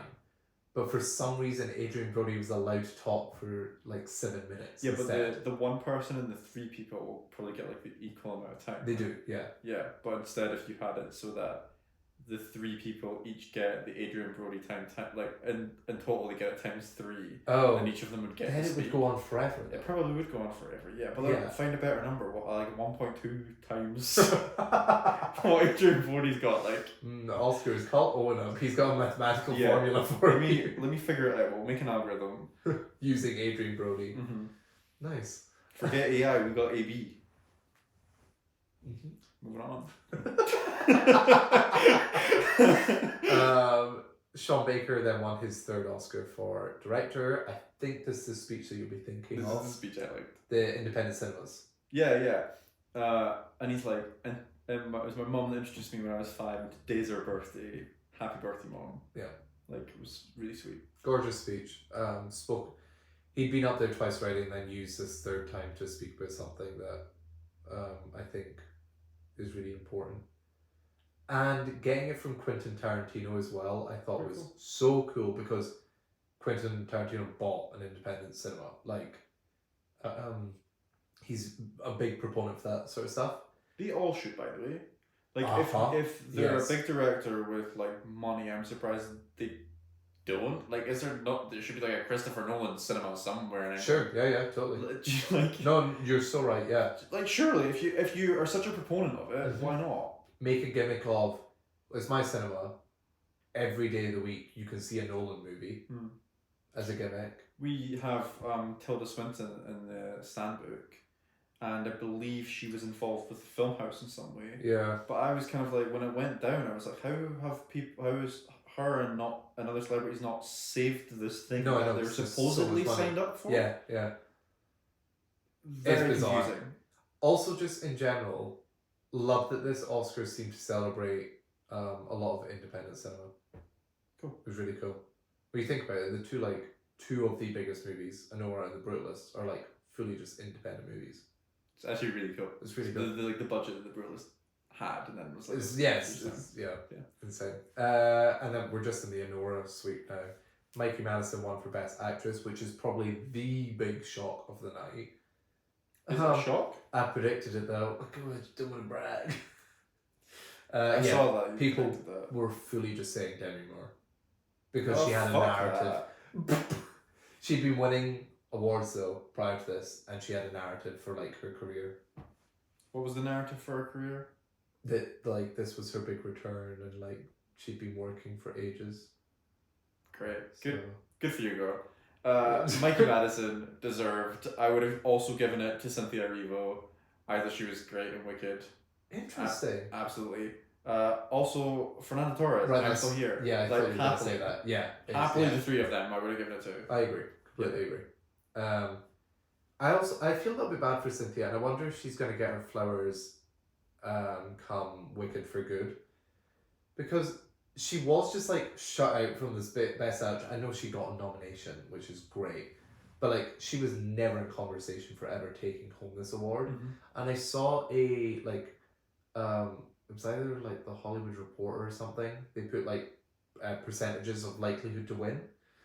And for Best Actress, they had like Demi Moore, Mikey Madison, and then Fernando Torres, like all these percentages, and then Cynthia Erivo and Carlos Gascon had the same percentage. I'm like, that's genuinely crazy to me. Their performances are... Cynthia's is wildly better comparatively, in my opinion, but... I think it's one that's just kind of maybe like underrated or forgotten about in the same way that like Ariana Grande's is. Like they're more subtle, even though they're in like an explosive film. Yeah. Did you also see the Carlos Sofia Gascon joke? Sorry, I meant to bring this up at the very start. Part of Conan's monologue was like, it's a really funny joke. Nora's script uses like 438 F words. That's like less than the number of F words Carlos Sofia Gascon's agent said when she was scrolling through her tweets. And they cut to Carlos Sofia Gascon. Oh shit. Yeah, and her face is just like that. Like, whatever. Okay. But I really liked him for like, he made bold swings with jokes there. Anyway, loved Mikey's speech. She seemed nervous and like she wasn't expecting it at all, but I think so deserved. As you said. Yeah, she seemed very nervous. She's so young as well. Yeah. Comparatively to like a lot of the rest of the winners. When she won it and Sean Baker was like, oh, I know. Can I just say, every time anybody, like Nora won any award, and that like small section of the theater just erupted. Yeah. Like they all like just like clamor around each other. The Russian guys, Yuri Borisov and The Russian Timothée Chalamet. Yeah, his reactions were always really funny. So good. He's there like, yeah. The second one's like. Love him so much. Do you see the videos of him like dancing at the after party and stuff? He's dancing to Greatest Day. So good. So good. And then we have Best Picture, which went to Anora. Sean Baker's 4th win. He is, do you know his history shit that he's set with this? No. He is the 2nd person in history ever to win 4 Oscars on one night. The first time this was done was Walt Disney in 1953. Oh my god. Yeah. And he's the first person in history to ever win 4 Oscars for the same movie. Wow. Yeah. Crazy. Absolutely crazy. That is insane. I said in my picks and stuff I would have liked doing part 2. Still think I would have. But thinking about it, I think this is also a perfect win.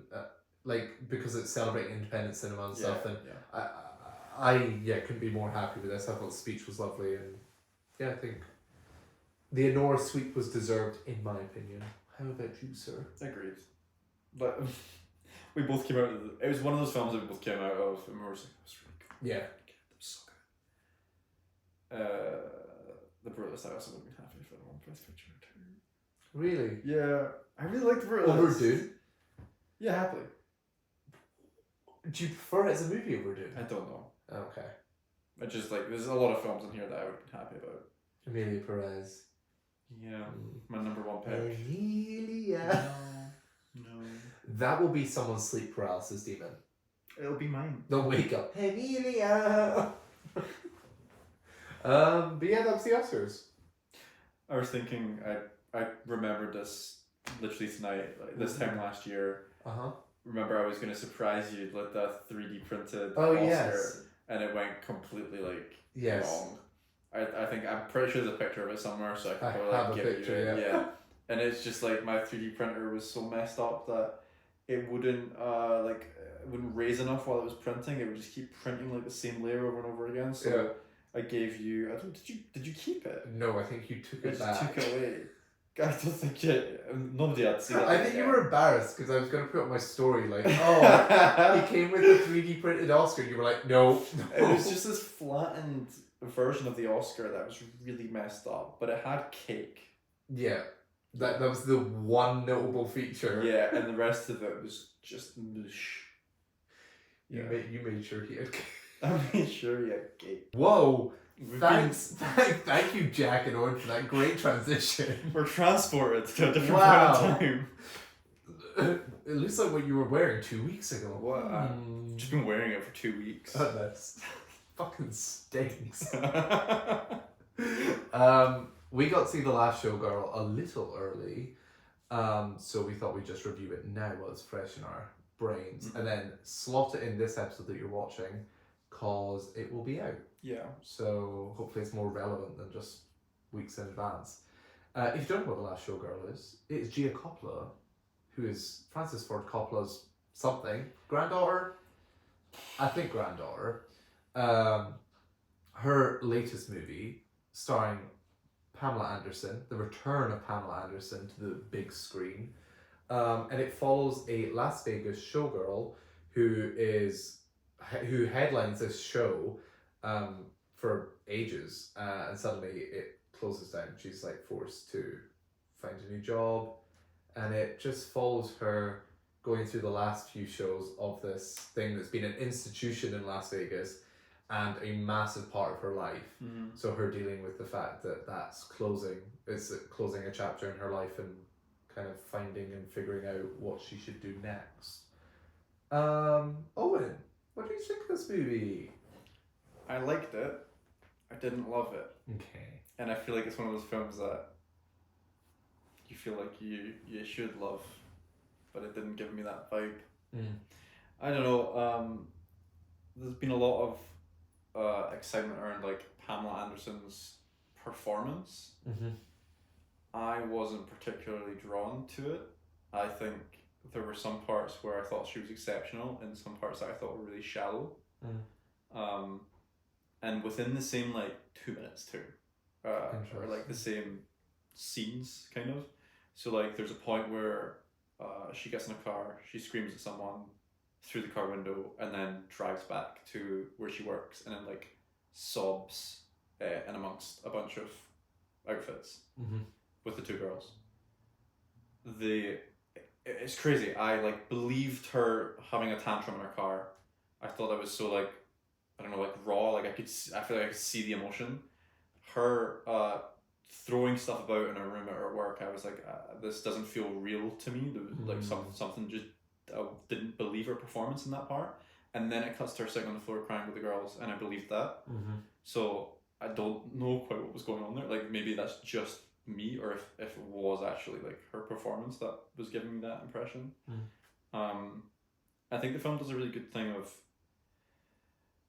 it shows how much something means to a particular person. So her work is like essentially these dancers on this Las Vegas strip, and there's a bunch of other places that do that on that strip, and she like demeans them by like kind of describing them as lesser than. Like hers is like the institution, like it's been there for so long, but it's classy compared to like the over sexualized shows that have came up since. Only supposedly. Yes. Which I think is so interesting because it kind of like later on she describes that as it being that way kind of earlier on in the film.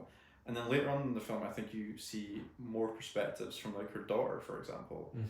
And then actually it might be the case that the shows aren't different at all. She has just built it up in her mind because it's this thing that's really important to her. And because all the stuff that's like happened in her personal life, it kind of benefits her to kind of paint it in this light. Yes. Whereas like there's a reason that she had to stay here, and it's because it was this institution. Like it was really important to people that came to see it. So like there is like a lot in this film that's kind of interesting, but I don't know, just as like as a whole, it just didn't wow me. Yeah. I'm in the same boat. I liked it. I wanted to love it though. Yeah. I think part of me enjoys the idea of it more than the way it was executed. Like, I think the themes it's exploring are super interesting. But I felt myself like leaving the movie kind of projecting the themes of the movie. Like, they weren't as apparent as I was making them, like making myself feel that they were. Like you touched on the ideas of like, you know, nostalgia and how that plays into like becoming complacent. And like a lot of just really interesting things about her, like her career, and the different generational perspectives of like careers and jobs and what it means to achieve your dreams. And like in this movie, she has achieved her dream. She's built in her head that she's achieved her dreams, you know? And she has idolized this place so much so that like it's affecting other areas of her life. And I found that super interesting.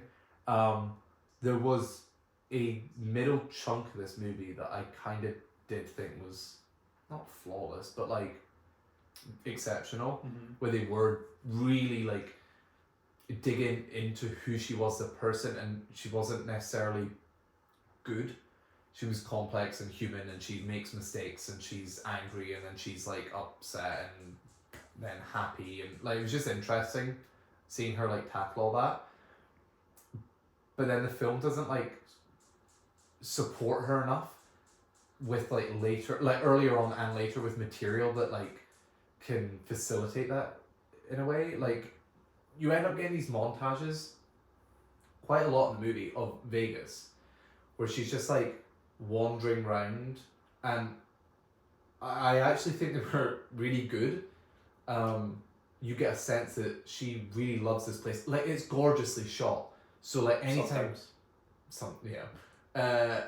anytime she's like in these montages, just like dancing about and like flowing in the wind, and like there's certain shots where she's under like ceiling lights or like wall lights. I don't know how else to describe them, like the bulbs, and it looks like stars and like this big like what you would imagine Vegas to be. Like there was so many like beautiful montages like that where it was very clear this is how she perceives what is essentially a crumbling city, and you're told that because like her show's failing and they don't have money to support this. She's barely making ends meet, like all this stuff, but she still has this like rose-colored glass outlook on the place, which I thought was great. But I just think it needed like more substance to support those scenes, or like less of them. Like I don't know, there just wasn't a lot to chew on. But this, go ahead, because that was your move. Yeah, no, I think the thing about like there being a lot in the center of the film, like towards the end of the back half of like the second act, I think there was a lot going on between essentially just Pamela Anderson kind of interacting with a bunch of other characters, and you get a more fleshed out look at who she actually is. Yeah, definitely. Great scene with Dave Bautista. Yeah, he's great in this. Has to be more things. Yeah, he's great at subtle performances. I know. Like even he's even good in like Blade Runner, and he's in it for like 5-10 minutes. Yeah. He has a very similar role to that here. It's very understated, and he's not in it a lot, but when he is, it's great. Yeah, very human. Totally. All the characters felt very human to me. I am a little bit on the opposite to you. The thing that made me enjoy this as much as I did was Pamela Anderson. I just thought she did so much with her performance that the script didn't necessarily like give. Right. Like, she just became this fleshed out complex character in my head. Like, she flowed so seamlessly from joy to pain. Like, I just think the idea of her being this like Vegas showgirl could be quite shallow, I guess. Like, you don't necessarily have to afford this person depth. You could just say, oh, she's wanted to work here for her entire life, and the movie kind of posits that. But like, she brings the depth to that character just in the way that she's presenting herself. Like, even bits where like she's putting on her makeup or different things. I felt like a connection to the character. Yeah, I feel like she embodied the character. Okay. Which I guess there's not like we just have differing opinions on that. It's not. It's just how we connected to the character, I guess. Gorgeous. There is one shot in this movie we spoke about. The skyline. Oh, it's so good. Yeah. But the first act of the film had like a lot of out of focus shots that I think both of us were just confused by. Yeah, 20 minutes of this is just out of focus. Yeah, and then and then it kind of disappeared at some point. Yeah. There was one point where it's out of focus where like it's Pamela Anderson, Jamie Lee Curtis like walking down the street that I really liked. It's kind of like one of those like little montagey bits. Yeah. And it kind of worked. It kind of made it like kind of dreamlike. But aside from that, there was like static shots where the whole thing was like not out of focus, but like focused on like a random point. Yeah, it was bizarre. Yeah, it was really odd. On Jamie Lee Curtis, I love her and everything she's in. She's going in the stand book. She's not already in it. Oh, really? You wouldn't put Jamie Lee Curtis in the stand book? I think I have a little bit of a vendetta against her. Why? Because she won supporting actress over Stephanie Shu for Everything Everywhere. Oh. That's insane, and I still can't get past that. That's valid, but that's not on her. Well, what else would you say that she's like? She's great in Knives Out. Oh, she is great in She's Knives Out. also great in Everything Everywhere. She's a great human being. She's great in everything that she's in. She's fantastic. I'll allow her in. Yes. Okay. Unbelievable. I can't believe I had to convince you on that. Just okay, yeah. I feel like there was another one that I was thinking of, and I can't. Freaky Friday. No, I can't think of it off the top of my head. That is Jamie Lee Curtis, isn't it? Yeah. Oh my god. Freakier Friday coming this year, baby. Yeah, I can't wait. Yeah, when we were watching the film, I was like, oh, like she just picked like a bunch of different, like they're all yes, it's really interesting. different. Yeah. Oh, the Bear as well. She's excellent in the Bear. She's phenomenal in the Bear. Like I just think she's brilliant. Yeah. Yeah, she's not in this a ton, but like, it's cool. It's a cool role. Yeah. And we saw a Q&A with Pamela Anderson, and she mentioned that like Jamie just signed on like to support her. It felt very much like Jamie was the name to like get this project up and running, which is cool. All the like other side characters were really great. I like seeing Brenda Song from Sweet Life of Zack and Cody. Yeah, her and The other girl. Kiernan Shipka. The girl from Red One, yeah? The evil fairy witch or whatever. Is she? Oh my god. Yeah. Anyway, those two, I liked. They were very different people. Yes. And that was like a really cool dynamic.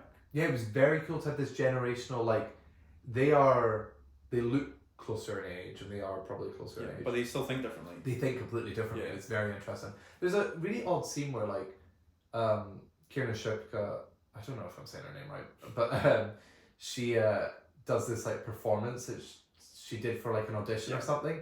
It's really awkward in the movie, and if you're meant to feel that way, because Pamela Anderson's, like, disgusted about how sexual it is. Very interestingly played out scene. I think it fit into the tone of this movie expertly. As much as I didn't love it, I think this is just a lovely hour-and-a-half vibe. It's a nice vibey movie. There's a cool vibe that's set. It's like a slice of life. Yeah, it also felt like Joyce. The score's great. I really like the score. Yeah, one of the best aspects of the film. And then pair that with, like, for the most part, the film looks good once you get past the first little bit. And then for me, like, a good performance. I just enjoyed it. I just wish I just got liked more it. out of it, I guess. And Yeah. Would you recommend it? Don't know if I would. Interesting. Not as in, like, I'd recommend watching the film. I don't know if I'd recommend going and seeing the film. Okay. Because I always think of, like, people's time and money. Yeah, especially how expensive cinemas are now. It's mental. And I don't know how this stacks up with the other things we're talking about the week that we're talking about this. We're just talking about the Oscars, so maybe I would recommend it that week. Because if there's nothing else to recommend movie-wise. I mean, there's always stuff. If you haven't seen other stuff in the cinema, go, like, yeah, all the award movies if there's in the cinema. award movies out, this one is at the bottom of the list. Aside from, like, Amelia Perez. Oh my god, are you gonna try catch I'll watch Amelia Perez. but in the cinema? No, I don't think I have time to go and catch all these films before. No, really. Nominations and stuff. I don't. None. Yeah. I love that we're talking about this now, and actually in the future you will have done this. There's like all this. It was fun. It's timey-wimey. Timey-wimey, just like you like. Whoa. If you listen to 2 weeks ago, you'll get that reference. Yeah, if you listen to 2 weeks ago and then this and then the rest of the podcast that you're watching right now, all of this will make sense. Yeah. Do you have a rating for it? 3. Out of 5. Yeah, probably get 3. Give it 3.5. I enjoyed the vibes. I would recommend this if you like pretty pictures. It's a very pretty movie. If you, do you know, I feel like you'll know if this is a movie you want to watch. Like a vibey, like you just want to like. Do you know? You got those movies? Yeah, it is kind of pretty. It's very like looking at the poster for it now. It's very like, golden hour looking film. Yes, magic hour kind of. Yeah. Anyway, that was our review of The Last Showgirl. Back to you, Jack and Owen. Sorry, we ended up talking about Severance. Anyway. There's nothing that we both watched. I've watched the first ever episode of The White Lotus. Ooh. It's American Benidorm. Yeah. Oh, wait. Why did I say yes to that? It's American Benidorm. And I knew you'd get annoyed about it. For me saying that, it's American Benidorm. No, it's not. If I finish the season and I still think it's American Benidorm, I'll tell you. Thanks. Because obviously, like, assuming it's as good a show as everyone else. It is. It's so good. Which I think this is gonna be something that's like overhyped for me from the first episode. But if it is a good show, presumably it will diverge from that Benidorm vibe from the first episode. We'll see. I've also restarted Invincible because now there's like 3 seasons of that show, so I thought I'll crack on, I'll catch up. Cool. But I honestly sit down to like watch it in bed, and I'm asleep in like 15 minutes. Anyway. Anything new with you? That was Owen's roundup. I think we should have that every week. I made it through 20 episodes of this and 15 minutes of this. I like my bed. Yeah. Maybe you could have a little slogan like that. It's Owen's Corner. I like my bed. I'll start. I'll start promoting our podcast from like in my bed. Okay. I was gonna say from between the sheets. Right. Yeah, keep an eye on our socials for that. Maybe there will be a plot to go OnlyFans of this. Okay, I think that could be a solo venture for Yeah, you. yeah. Cool. Anyway, what's new with you? I've completely lost it. I don't know what this episode is. I'll save it in the edit. Catch me being Sean Baker. I'm having too much fun. You're not allowed to have fun. No? No. I've watched a bunch, but who gives a shit? Is that it? Yeah. Is there a highlight you want to talk about? No. Severance. Great. Just a lot of weekly stuff at the moment. I'm finding binging quite hard. Yeah. First world problems. Yeah. Well. The question. I've been told it's Oscar related. Okay. I haven't seen it, so. Daredevil. That's very good. I am rewatching Daredevil. The question starts record scratch. I don't New Oscars category has been announced. Ooh. Best needle drop in a film of all time. Who are the nominees and who's winning? From this year. No. Best needle drop in a film of all time. Oh my god. Yeah. Who are the Right.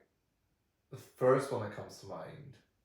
If it's just holistic, if it's like entire soundtracks, it would be Baby Driver for me. That's the one that popped in my head for me, but that's just because like that is the needle whole drops are film great is. in that movie though.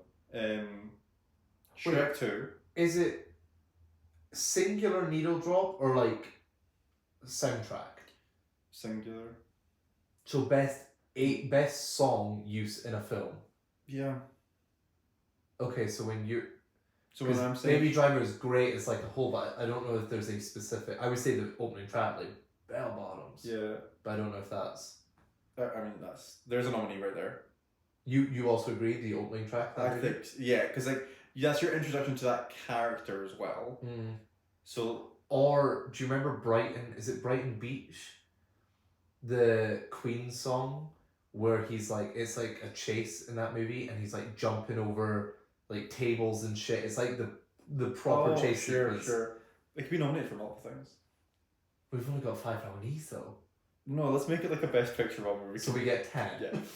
No, we just have as many as we freaking want. This is our category, Jack. Okay. Straight to, I presume you're saying Accidentally in Love.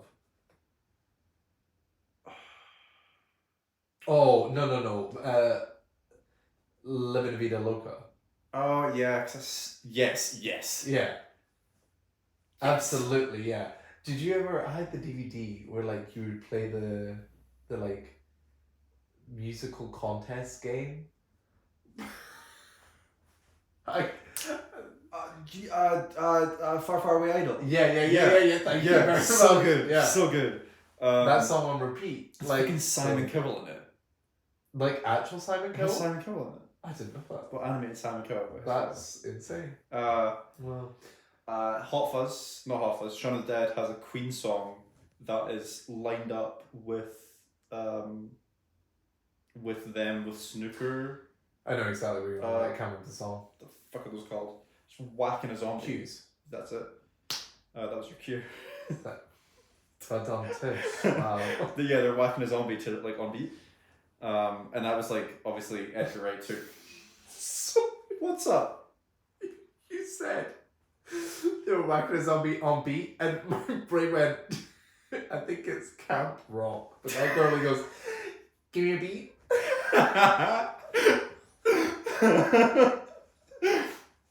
Fantastic. Uh-huh. But I think I saw Edgar Wright talk about like things that were leading up to Baby Driver, and like that's one of the things where they lined up the music with the scene. He also did an ad that's quite similar to Baby Driver for like a car at some point. Ooh. Which you can find on like YouTube, I think. Edgar's always like that though. All of his a lot of things are like that. films are edited to like a beat. Yeah. It's very cool. Anora. What? Anora. Did they take that? Shine a light on the right. Yeah, but that's just because it's a fun remix of a Take That song. The scene of that is. But it fits in the film. It does. These, excellent needle drops fit in the film. Oh yeah, okay. You have, because ain't no way. Scratch that, yeah. The Mario movies never going to be in here because it has about 1 million needle drops that don't fit in the fucking film. Yeah, no, you're right. But speaking of, I really like the Super Mario Bros. Take on Me scene. I'm joking. Your face, wow, says it all. One of the Guardians movies has to be in here for some reason. Mr. Blue Sky. Yeah. Oh. Or X-Men. X? I actually wouldn't include them. Sweet Dreams. The Quicksilver scenes. Yes. I don't know. 100%. I don't know. 100%. We watched them very recently, and I wasn't as enamored as I was by those scenes when I was a kid. It's not the, if you watch that scene without the music, it would be great. Okay, yeah. The music makes that scene. Specifically the one in the mansion. But I'm just thinking about the nominees here, Owen, and I don't think it's going to come. I'm just going to keep listing them off. We're just going to keep... What's the song in the first Guardians where Peter Quill is going to steal the stone? Don't.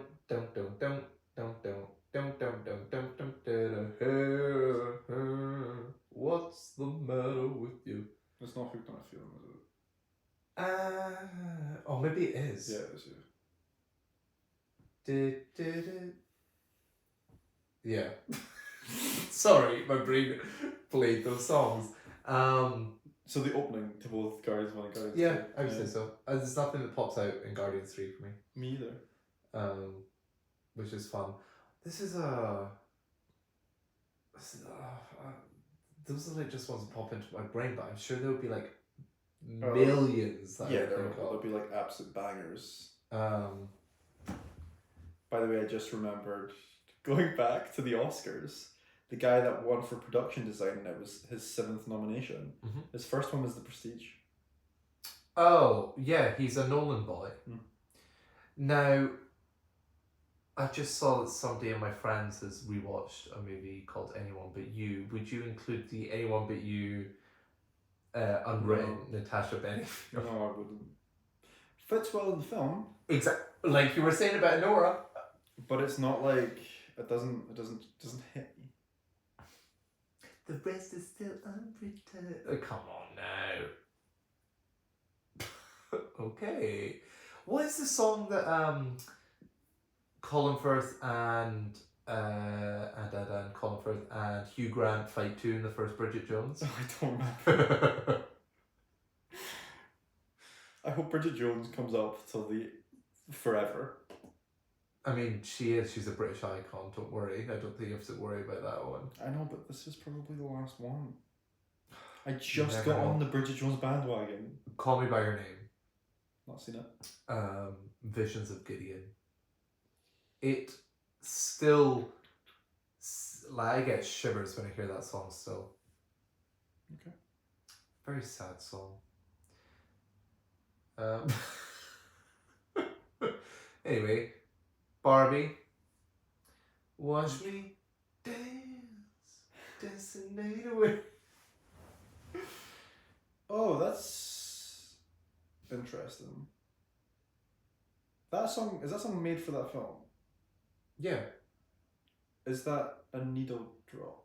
See, well, yeah, because it's in the context of the movie. Okay. Because you could say that, I'm So Ken, but then I'm So Ken's like a musical number, so it isn't a needle drop, I guess. But What Was I Made For is a needle drop then? In my head, what was I made for is a needle drop. Yeah, but that was made for the film. Yeah. Difficult one. I would say either of those. They're great. I just got Barbie songs stuck in my head. Oh, there's like probably about 1 billion in Wes Anderson movies. Needle drops. Yeah. Or maybe not, actually. I feel like no, it's just never mind. score. It's just score, yeah. Um, Does Scott Pilgrim have... the opening to Black Widow. No, absolutely not. I think Marvel has a lot, actually, because like Oh. like Iron Man coming in with all like the fucking heavy metal in the background or whatever. Mm-hmm.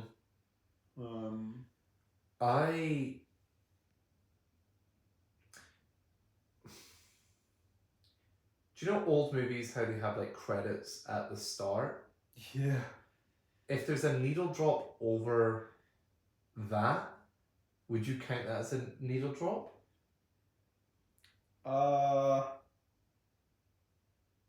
Because in my head, you have a lot of directors that are like notorious needle droppers.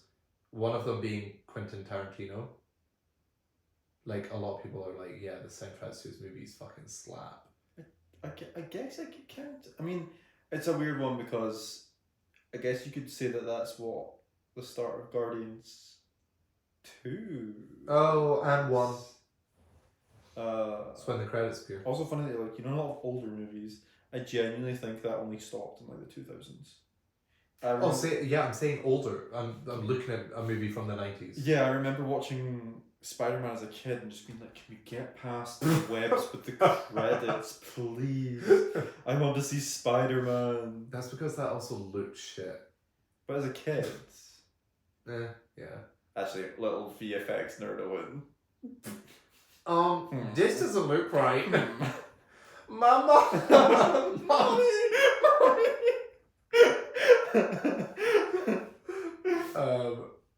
Yeah, because I was thinking the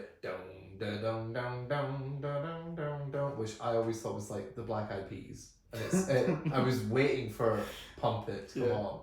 Oh, it's not. But I'm sure that is a needle drop because that's a sampled song. Fair. From whatchamacallit? The Black Eyed Peas. Yes, the Black Eyed Pea biopic.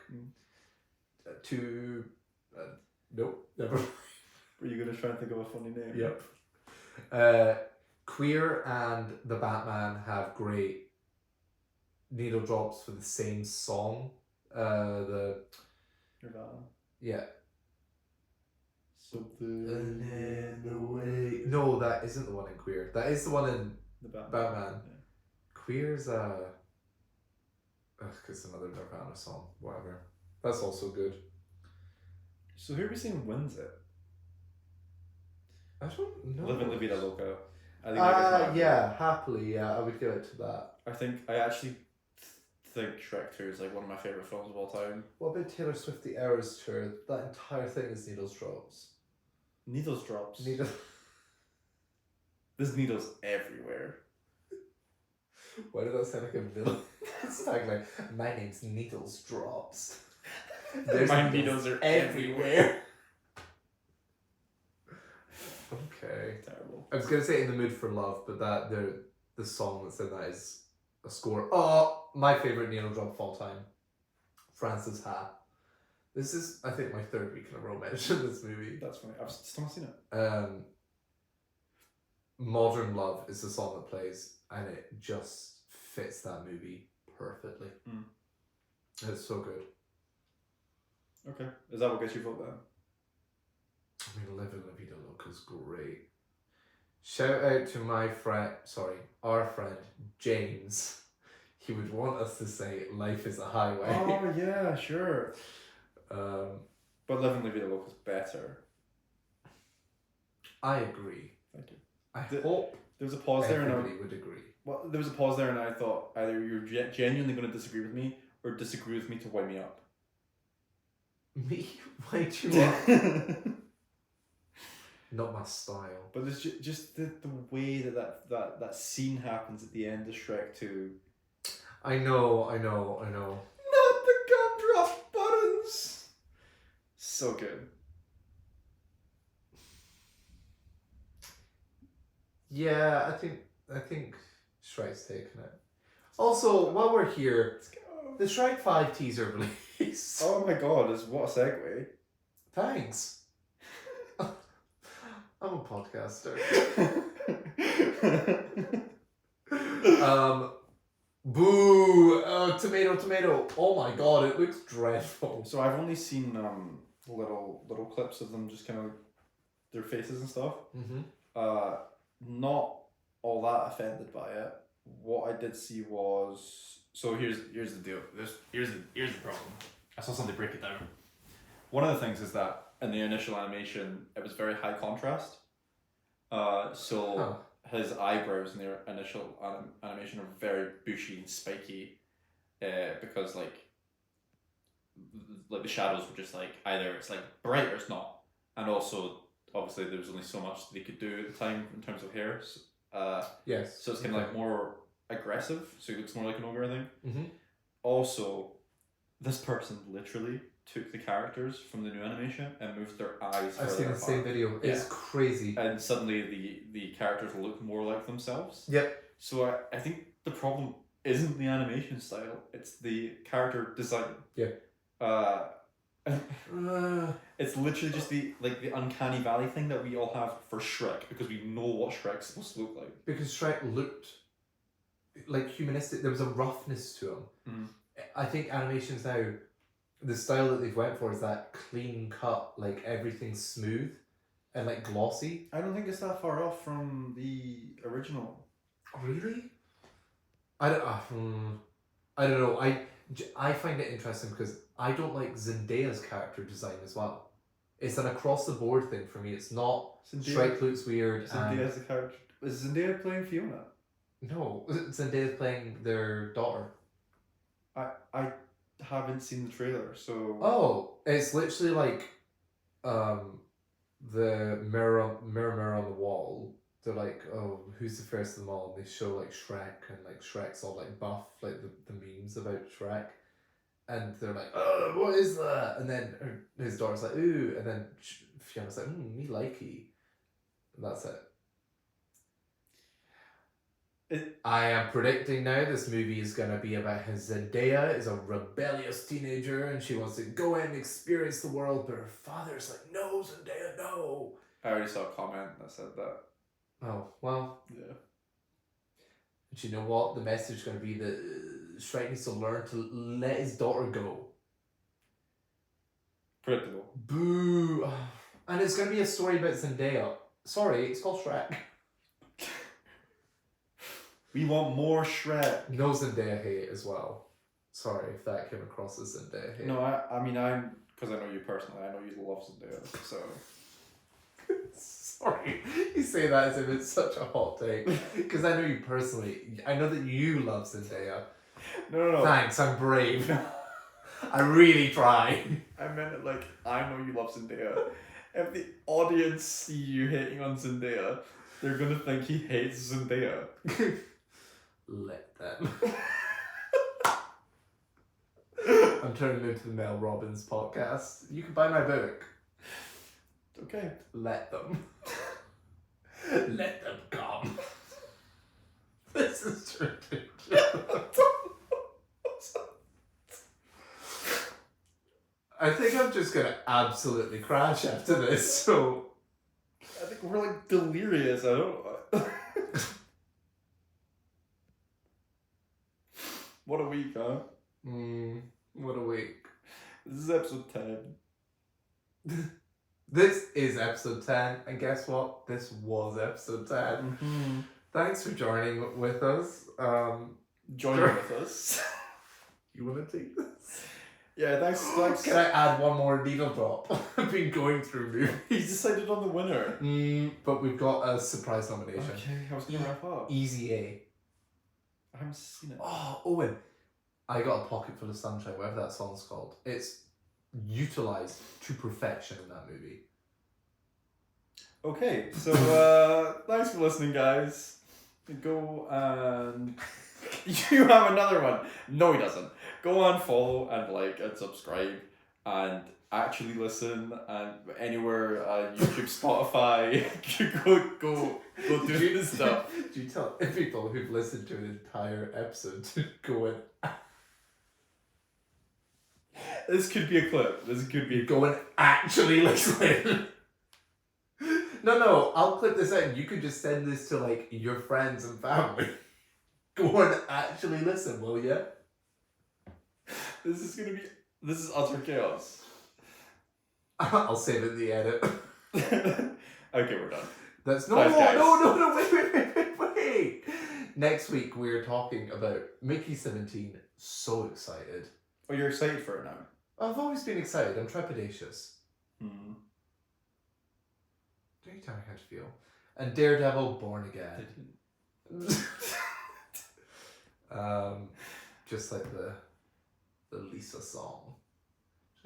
She'll appear in Daredevil. We have to stop. Bye.